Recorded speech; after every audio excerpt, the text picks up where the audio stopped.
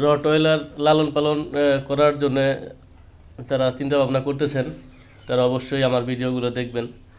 এখানে একদম স্বল্প খরচে আর সাধারণ পরিবেশে, গ্রাম্য পরিবেশে রটওয়েলার কীভাবে লালন পালন করা হয় সেটা আমার ভিডিও দেখলে আপনারা টের পাবেন। একদমই দেখেন পুরো পরিবেশ গ্রামের পরিবেশ। আমার কিন্তু গ্রামের বাড়ির পাশে, আমার বাড়ির পাশে একটা ফার্ম হাউস আমি কিনে নিয়েছি।